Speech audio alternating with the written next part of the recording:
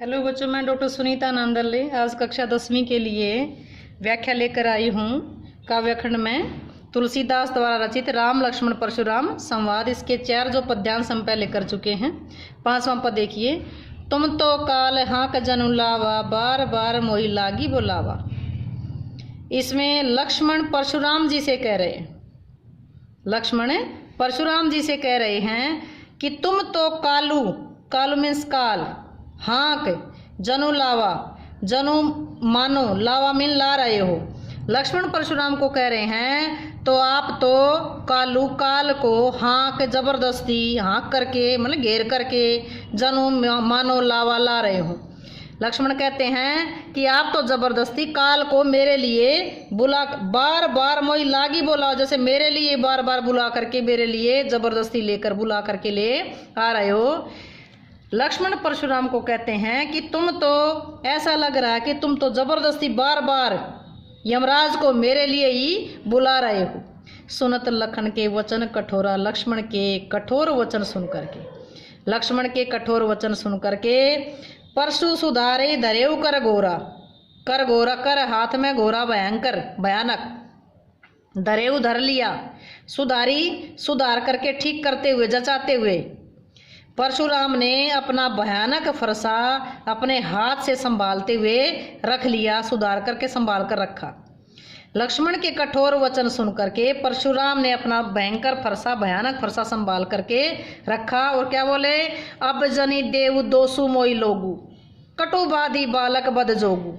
अब जनी का मतलब है मत, अब मत देव दो दोष, दोषी दोष, मो मुझे लोगू, हे लोगो अब मुझे दोष मत देना, हे लोगो अब मुझे दोष मत देना। कटुबादी कड़वा बोलने वाला बालक, ये बालक बद जोगी मरने जोगा है, मरने योग्य है। ये कड़वा बोलने वाला ये बालक मरने योग्य है।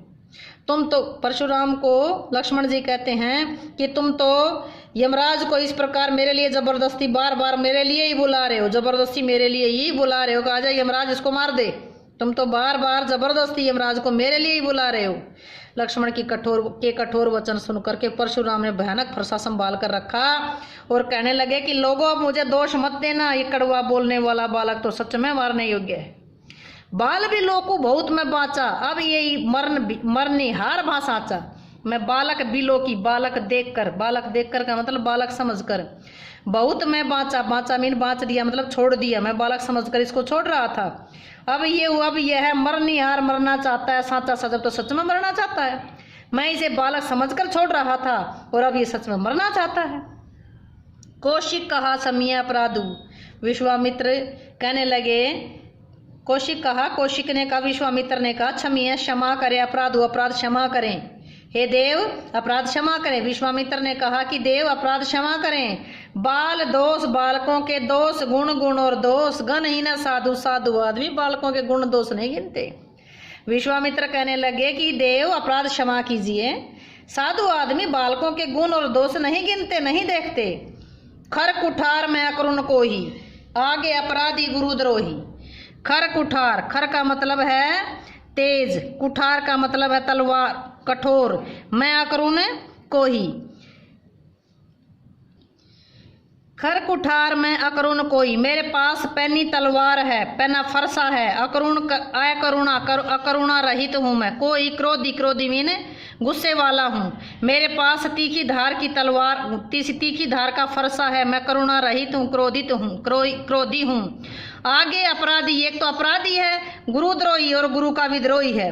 परशुराम उससे विश्वामित्र से कहने लगे कि मेरे पास तीखी धार का फरसा है, मैं करुणाहीन हूँ, क्रोधी हूँ, उस पर भी मेरे सामने ये अपराधी, अपराध करने वाला मतलब गुरुद्रोही, गुरु का अपमान करने वाला मेरे सामने खड़ा है। मेरे पास तीखी धार वाला फरसा है, मैं करुणा रहित हूँ, क्रोधी हूँ, और ये अपराधी है, पलटकर जवाब दे रहा है, और ये गुरु का विद्रोही होते हुए भी मेरे सामने खड़ा है। उत्तर देत छोड़े बिनु मारे, ये पलटकर जवाब दे रहा है और मैं इसे बिना मारे छोड़ रहा हूँ। ये उत्तर दे रहा है, पलटकर जवाब दे रहा है और मैं इसको बिना मारे छोड़ रहा हूँ। केवल कौशिकशील तुम्हारे, केवल विश्वामित्र तुम्हारे आचरण के कारण मैं ऐसा कर रहा हूँ। ये पलट कर जवाब दे रहा है, मैं इसको बिना मारे छोड़ रहा हूँ। केवल विश्वामित्र तुम्हारे शील सदाचार तुम्हारे आचरण के कारण ऐसा कर रहा हूँ। नाता न ही काठी कुटारे कठोरे गुरु ऋण उऋण हो तो श्रम थोरे। ना तो मैं इस नहीं तो थोड़े से परिश्रम ये ही इसी काटी काट करके कुठार कठोरे इस भयानक फरसे से काट करके, न तो इसे कठोर फरसे से इसको काट करके गुरु ही उऋण गुरु के ऋण से उऋण हो जाता। श्रम थोड़े थोड़े से परिश्रम में ही गुरु के ऋण से उऋण हो जाता। गुरु का कर्जा उतार देता मैं। केवल तुम्हारे आचरण के कारण ऐसा कर रहा हूं, ना तो इसी भयानक फरसे से इसको काट कर मार देता और थोड़े से परिश्रम से गुरु के ऋण से उऋण हो जाता, अपने गुरु का कर्जा उतार देता। गादी सुत कह हृदय हसी मुन ही हरि हरे शिव। गादी सुत गादी पुत्र कौन? विश्वामित्र कहने लगा, हृदय अपने मन ही मन कहने लगा, हंसी हंसने लगा। गादी पुत्र विश्वामित्र अपने मन मन में कह के हंसने लगे कि मुनि ही हरि है सूज। इस मुनि को तो हरा ही हरा दिखा, सावन के अंधे की तरह इस मुनि को तो हरा ही हरा दिखाई दे रहा है। अय मैं खांड न ऊख मैं, ये खांड ईख की बनी खांड नहीं है। अजून है बूझ असूझ। अबूझ का मतलब है ना समझ, अजू अभी तक के, बूझ का मतलब जान पाया है। ये अनजान ये ना समझ अभी तक नहीं समझ पाया है कि राम और लक्ष्मण साधारण बालक नहीं है।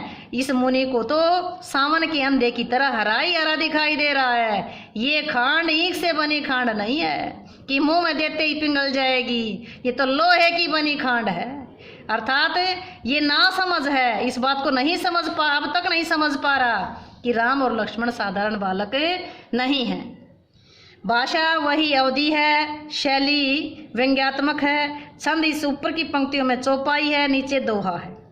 अलंकार इसमें अनुप्रास आया है और ज़्यादा उपमा, इसमें स्वर मैत्री और अनुप्रास अलंकार आए हैं। रस वीर रस है, ओज गुण है, दृश्य बिंब है और अभिधा शब्द शक्ति है। उम्मीद है आपको व्याख्या अच्छे से समझ आई होगी, और कोई दिक्कत हो तो आप कमेंट बॉक्स में लिख सकते हो। और चैनल को सब्सक्राइब करो, वीडियो को लाइक और शेयर करो।